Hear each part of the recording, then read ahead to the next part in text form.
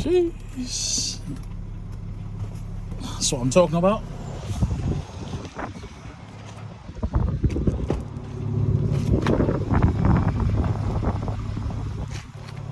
Don't play with this car, man. Such a beautiful sound from that straight six engine. The engine just, is quite strong for the size of it. It produces 510 horsepower. Now let's focus on the design language. Comparing this to the facelift version, this looks more aggressive. You've got the nice kidney grills with the X3M badging.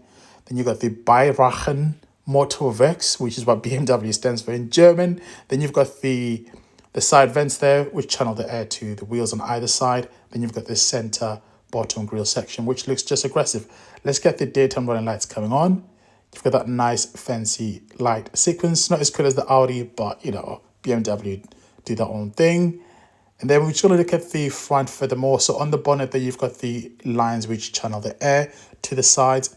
Then you've got the lovely LED lights there. Then you've got the 21-inch wheels there, which have got the diamond cut and the black as well with the blue calipers. Then you've got the X3M side badge in there. Then you've got the BMW's wing mirrors.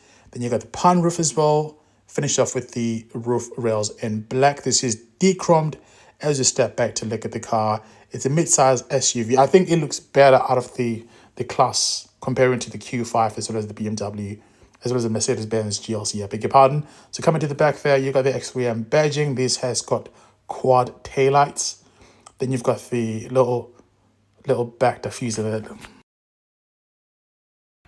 Right, guys, so we're on the inside now. As you guys can see, this car is so beautiful. This is a BMW X3M competition, which means it's got 510 horsepower, which is quick. I think this car does 0 to 60 in about just slightly over 4 seconds. The interior is so lovely. As you guys can see, I'm 6 foot tall. I sit very comfortable. And if you look at the interior as well, let's look at the chairs or the seats. So you've got the bolsters on the side which support you when you're doing a lot of spirited driving. Then you've got that tan interior, which has got that quilted sort of pattern. Then you've got the black on the outside. Then you've got this M badging as well, which does get illuminated. Now, one thing I love is the BMW M Sport colors on the seat belt, but you also find these also on the stitching as well as the, other bits and bobs as well. So this car is just beautiful. Let me just turn the camera around so you guys can see what I'm looking at. I can barely think. Right, guys, so here we are. So you got this beautiful, lovely interior. This is the front view. So first things first, I do love how you got this red M1 and M2. Then you've also got this lovely thick steering wheel as well, which has got the threading as well, which we've known from BMW M Sport division. Then you've also got this screen as well, which I'm not really sure how I feel about it. The graphics are just not really giving it for me. And also these extra metallic things as well, I'm not quite sure about that. But aside from that, everything else is just perfect. The quality of materials. You've got the soft leather at the top. You've got the lovely heads-up display. You've got just, this nice widescreen infotainment system. You've got the carbon fiber. Then you've also got your, these buttons over here. They're not really buttons, actually. They're haptic feedback, impressions, basically. The ones beneath are batteries. We'll just take that off. So I believe this does have also... Tell you what, let me just bring the window up so you guys can hear what I'm saying. So these are buttons at the bottom, but these actually haptic feedback. So I like how they've brought the the future as well as the retro together. I think that's quite nice. This car is simplistic. It's got a lot of space. So you've got your charging space over here, so you can just place your phone in there. You've got big enough cup holders. I do love this gear shift knob as well. You've got extra little buttons as well, which I think are for changing the aggressiveness of a gearbox. So it does give you that kind of I think it's like that single clutch impression, whereby when you change, the car gives you a little kick. Then you've also got your carbon fiber trim as well. You've got this massive, well, it looks massive from outside, but inside is quite small glove compartment. You've got big enough door bins as well. The stitching there is tan, which matches the interior on the inside. It's nice, generally very good quality. I do love how these chairs or these seats have got this, which does come out as well electronically, I believe. Then you've also got the Alcantara, which is mixed in there as well, which is nice to see. Wow, I like it. Then you've got your panoramic roof, which does slide and retract as well. I do love this light, the way it just lights up as well. That's nice to see. So guys, I've barely got enough time these guys have allowed me to film this car so quickly. So that is your center armrest there. That's got, you know, space in there, which is big enough. So you've got a USB-C charging slot over there. It's illuminated as well. And yeah, just in general, a beautiful space to be in. So this car has got 510 horsepower. So I spoke about that already.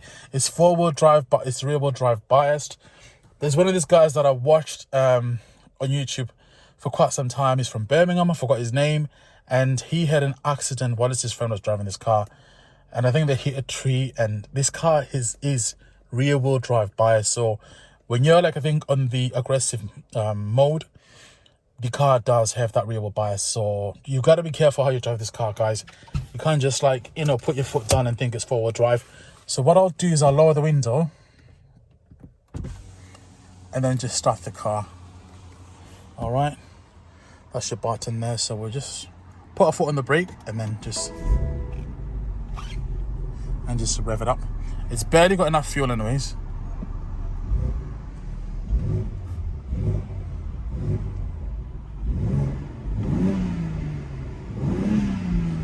Lovely, beautiful, beautiful.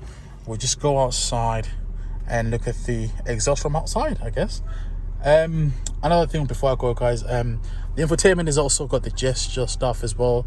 I believe you can no, all right, I believe certain things you can do that, but I think things like radio you can do that. But in general, it does feel like a very good system. It feels very responsive.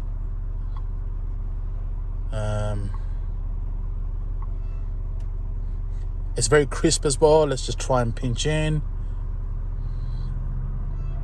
It feels responsive. It'll be nice to see the newer generation of the X3 when it comes out. But nah, I love this car. So that's for that. So I think you've got to then do that. Then it retracts.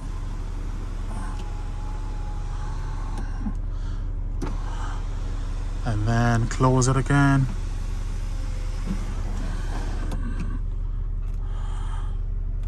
Then you've got the beautiful lights as well. I love these lights. They're so beautiful. Look at that. Just the way everything feels, man.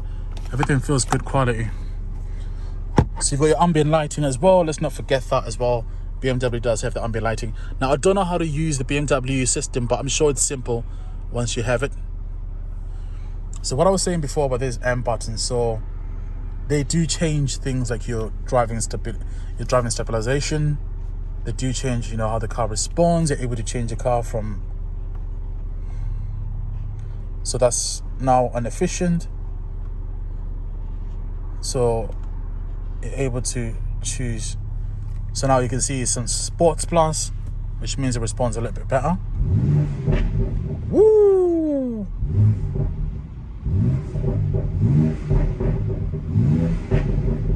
There you are. So you got to keep changing that to get to sport. Lovely, isn't it?